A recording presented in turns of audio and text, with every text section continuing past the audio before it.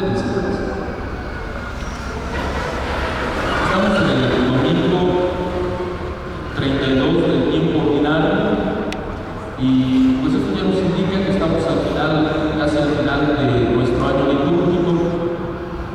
Este domingo 32 pues nos ha presentado también lecturas pues, que nos invitan a reflexionar sobre nuestro mismo final.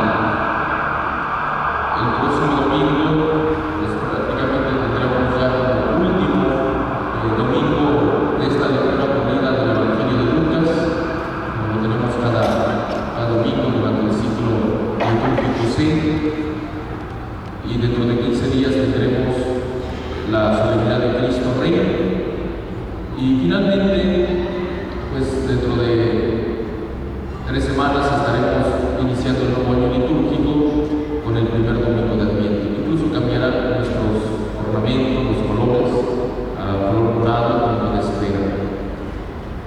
Y este domingo también nos invita a reflexionar por qué el domingo no es venir a misa como cualquier otro día entre semana. Es importante, pero de manera especial el domingo nos ha preparado nuestra querida iglesia lecturas que nos son todavía de mayor utilidad en nuestra vida ordinaria.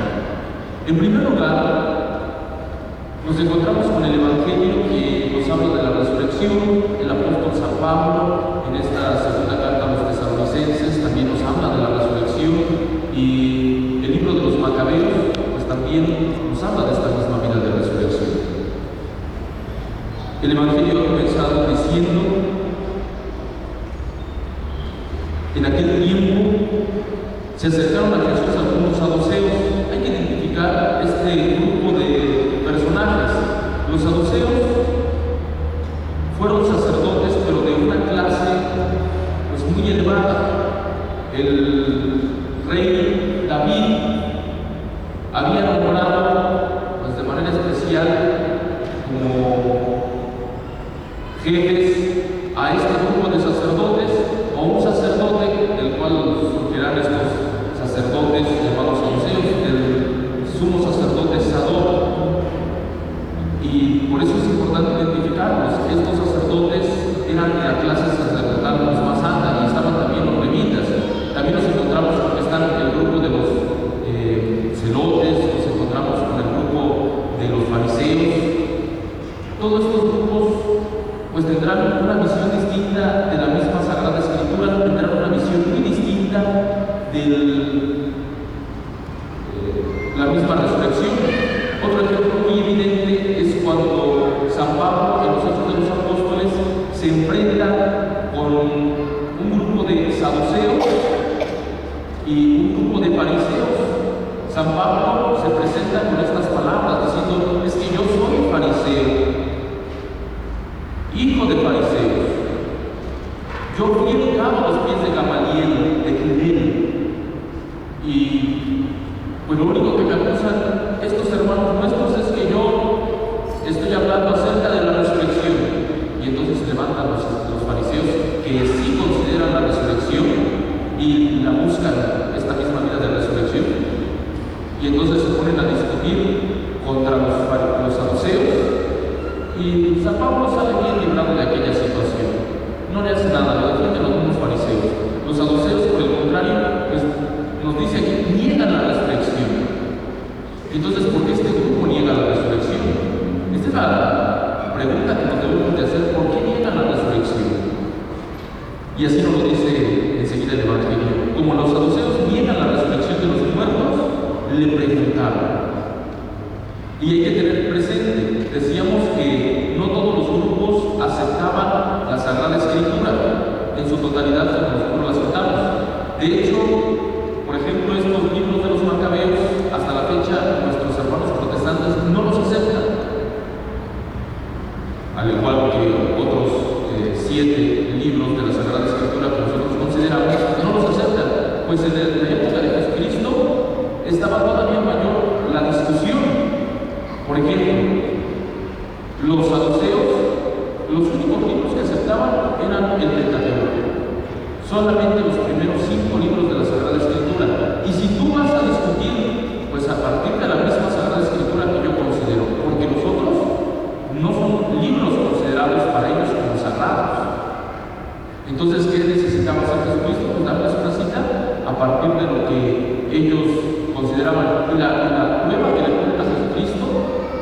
pues desde el punto de vista de ellos es muy evidente que no hay ninguna cita que hable así textualmente de la resurrección de los muertos en el Pentateuco.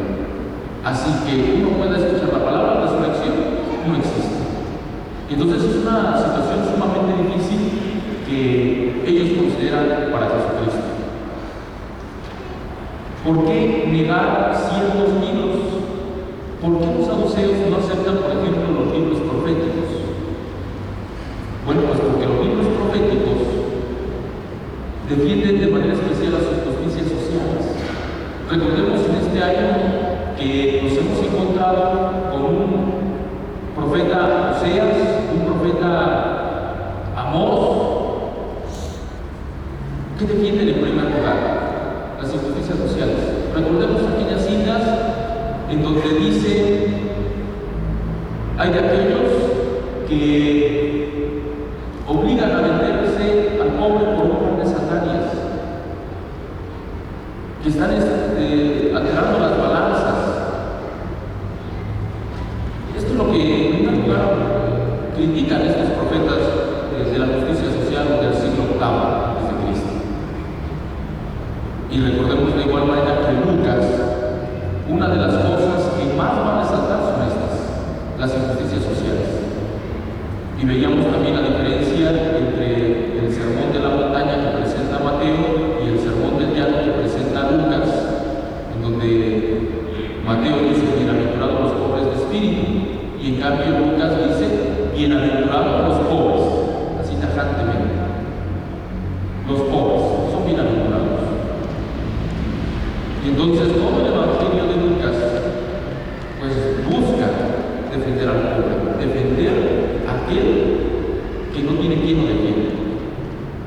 Y lo podemos observar de igual manera en esta parábola del pobre Lázaro y aquel que banqueteaba espléndidamente. Y aquí pues lleva la misma temática. ¿Por qué un saduceo niega la resurrección? ¿Por qué no le conviene? ¿Por qué? Porque si hay una vida después y yo no he hecho las cosas correctamente, no me interesa que cambien ahorita los sistemas políticos y económicos de esta sociedad.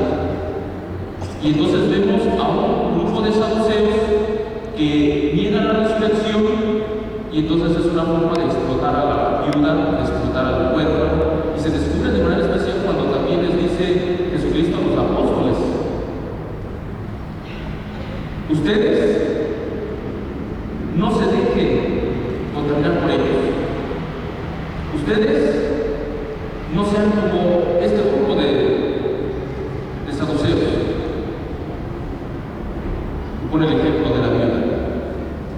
Dice: ellos han depositado grandes cantidades de dinero en el templo, pero esta mujer nada más ha depositado unas cuantas moneditas, lo que necesitaba para vivir.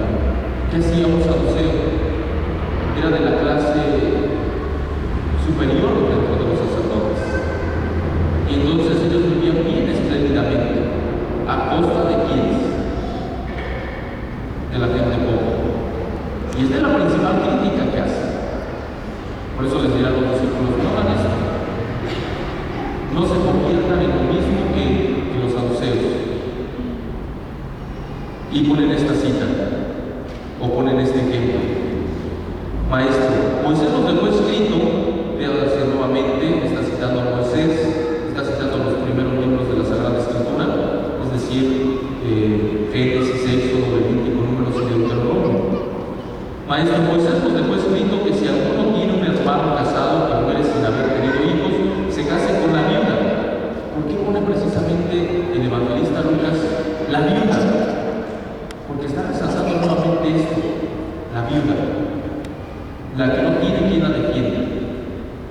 Dice: para dar descendencia a su hermano. Hubo una vez 7 hermanos, el mayor de los cuales se casó y murió sin dejar hijos. El segundo, el tercero y los demás hasta el séptimo tomaron por esposa a la viuda, y todos murieron sin dejar sucesión. Por fin murió también la viuda. Ahora bien, cuando llegue la resurrección, ¿de cuál de ellos será esposa la mujer? Pues los 7 estuvieron casados con ella.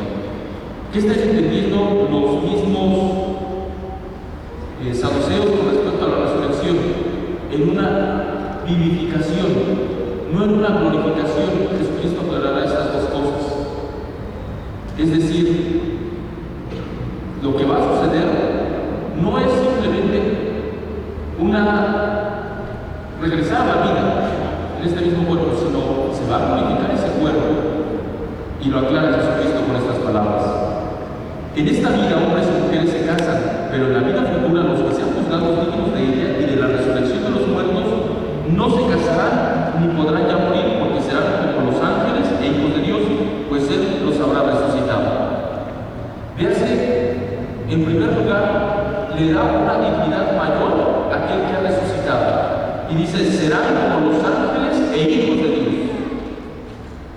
Entonces, es superior a lo que ellos esperaban, es superior a lo que un saduceo esperaba de la resurrección. En cambio, el comportamiento de un fariseo era llevar una vida recta. ¿Por qué? Porque ellos sí esperaban la resurrección. En cambio, el saduceo no. Yo puedo hacer y pensar lo que hacen muchos en nuestra actualidad. Pues disfruta esta vida. No te preocupes lo que venga después. Es más, no hay otra vida. Si tú no disfrutas esta vida, entonces no hay otra. Así que aprovecha. ¿Y cómo le presentan aprovechar la vida? Gaste, lleve una vida de sexualidad disipada, embriaguese, haga tantas situaciones, haga tantas cosas como pueda. Porque solamente esta vida lo que tiene que hacer. Y esta es la mentalidad de un saduceo. Y sin embargo, San Pablo dice en esta ocasión,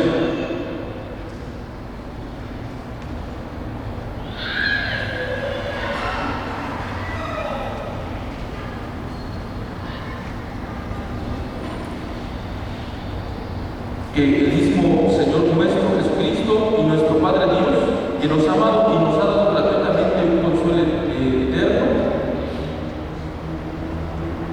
y una feliz esperanza, conforte los corazones de ustedes y los disponga a toda clase de obras buenas y de buenas palabras.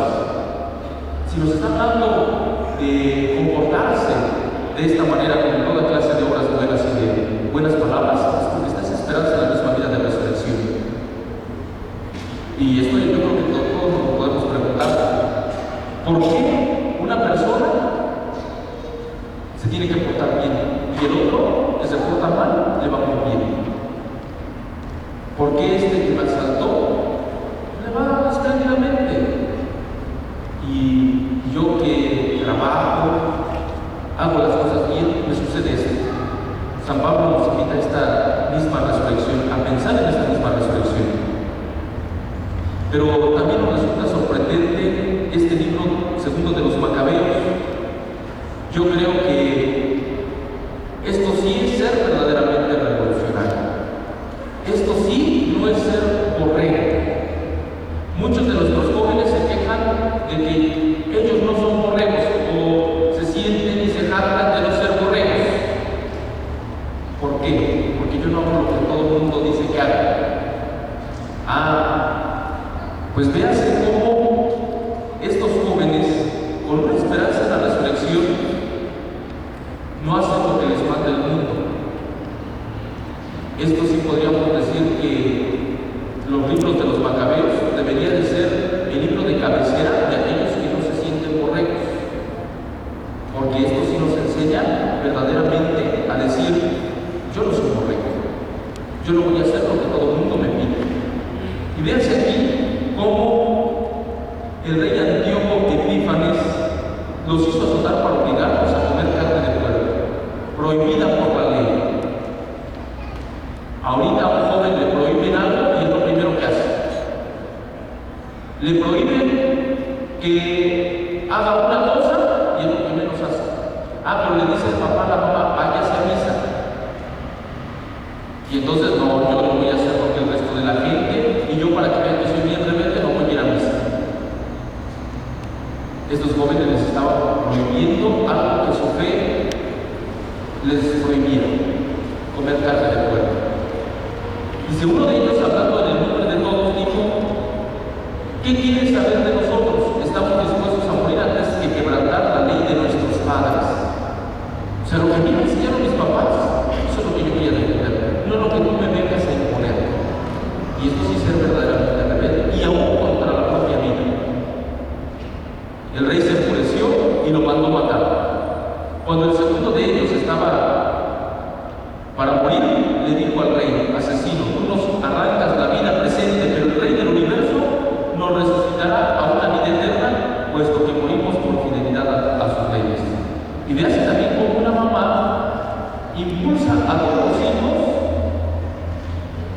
que perseveren en esto.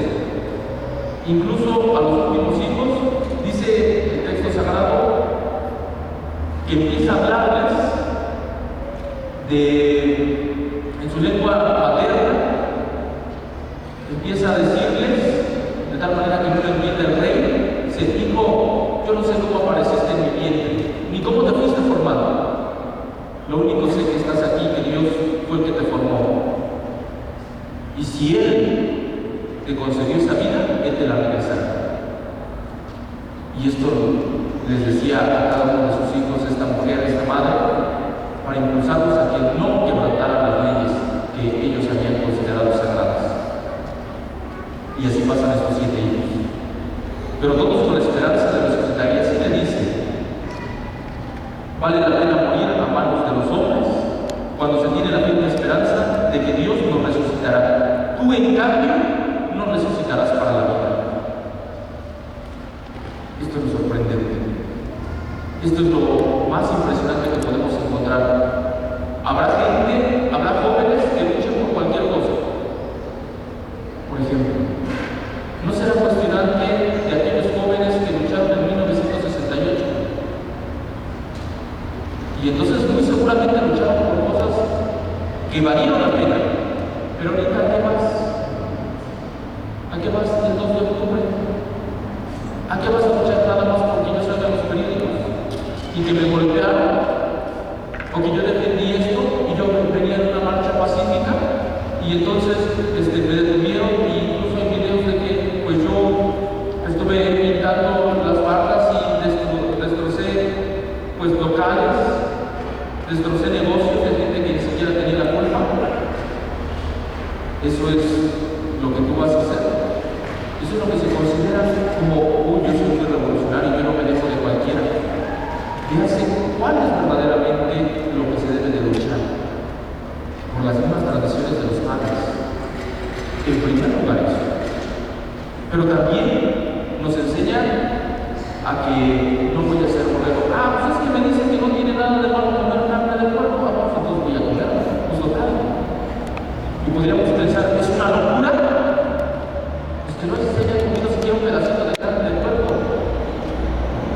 Total, la comida y ya, no hay ningún problema. Es una locura dejarse matar nada más por no comer carne de puerco. Pues también es una locura matar a una persona nada más porque no quiere comer carne de puerco. Y eso es todavía más preocupante, porque a una persona le molesta que otro entre sus leyes esté no comer carne de puerco.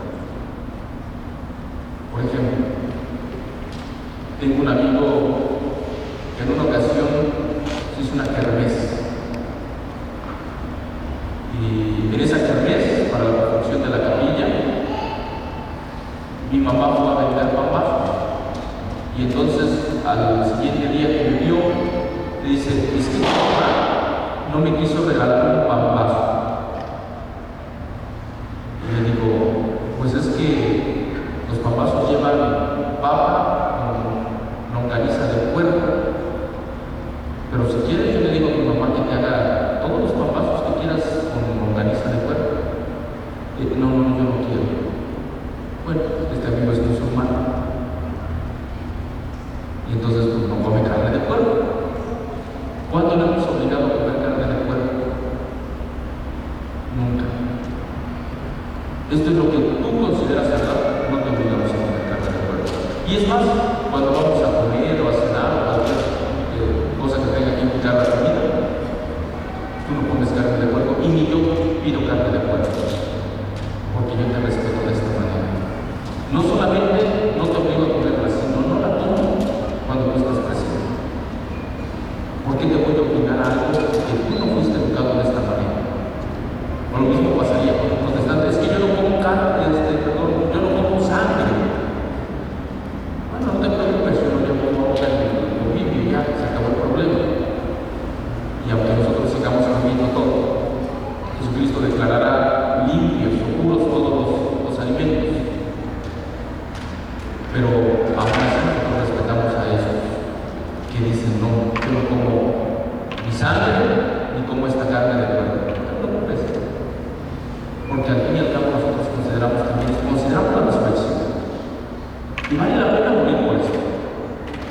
pero por otras cosas. ¿Tiene sentido? Y viene una última pregunta. ¿Qué es la resurrección? ¿En qué consiste la resurrección?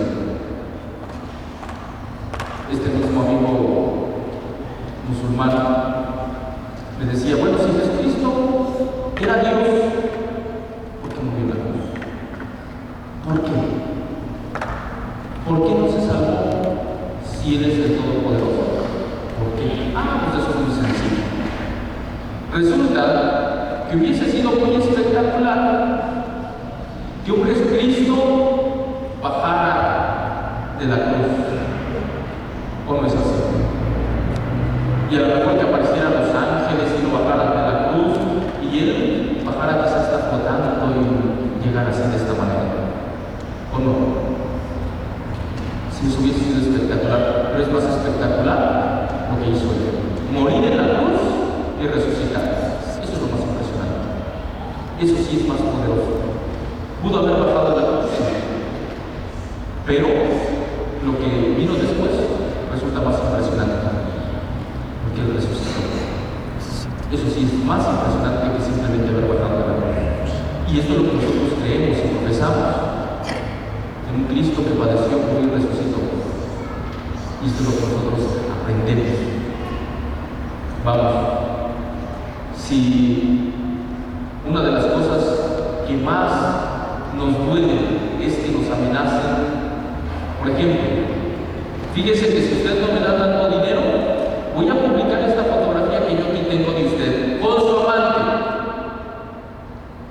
Es un chantaje, ¿no? O voy a publicar esta grabación que yo hice de usted que dijo esto. Muy bien, eso es un chantaje. Pero ¿cuál es el más grande chantaje? Si usted no me da tanto dinero, yo mato a su familia. Es un gran chantaje. Es doloroso. Y si a Jesucristo le dijeron, si tú no te callas de andar hablando de eso de la resurrección, pues te vamos a matar. Y entonces, ¿cuál es la respuesta de Jesucristo? Pues mátenme. ¿Qué prueba nos das? Destruyan este templo y en 3 días lo reconstruiré. ¿Qué prueba nos das de esta autoridad? Destruyanlo. Hagan la prueba conmigo. Jesucristo, con la resurrección, destruye todos los chantajes. Si el más grande chantaje es quitarte la vida, Él destruye el más grande chantaje.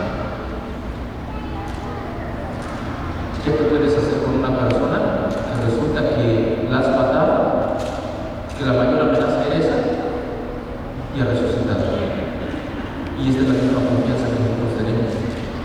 Ante cualquier chantaje, ante cualquier situación que podemos decir, como estos jóvenes, ¿vale la pena morir en manos de los hombres cuando se tiene la firme esperanza de que Dios nos resucitará? Tú, en cambio, no resucitarás para la vida. Eso es lo más impresionante. Y esto sí insiste ser revolucionario. Y todo joven que se siente así debería de leerse este libro, porque son de verdaderos revolucionarios. Debería leerse estos libros para ver por qué sí se tiene que luchar y qué cosas sí se tienen que defender. Por lo menos para que tengan una idea de lo que significa ser revolucionario. Y miren, estos sí fueron revolucionarios. Estos sí no se dejaron, no quisieron ser correctos. Y todos los libros de los macabeos, los 2 libros de los macabeos nos presentan eso. Él no quería ser correcto. Pero no ser correcto tampoco significa que a otro le voy a hacer caso, nada más porque se la coge. Es absurdo que si le dicen a un joven, oye, no te tocar. No es eso. Pero si le dicen, va a venir tan famoso, y entonces en este momento todos le aplaudimos y todos ahí aplauden. Sí, qué emoción. Y saquen sus celulares y enciéndalos y están ahí en el auditorio, en el estadio, y sí, qué emoción. Correctos. Para eso sí. Y brinque. Y es que usted debe de brincar, y ahí están todos brincando.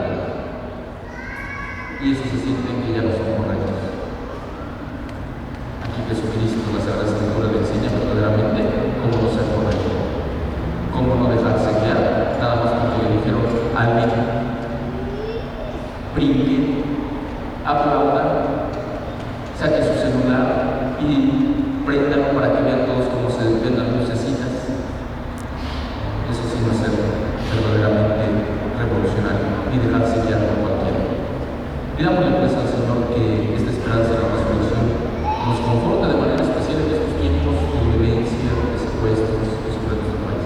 Y que tengamos esta confianza en el Señor, que vamos a resucitar. Y que aunque moramos en manos de los hombres, no hay ningún problema. Dios nos regresará esa vida que vale la pena vivir al lado de la eternidad del mismo Padre, de nuestro Jesucristo. ¿Qué es eso?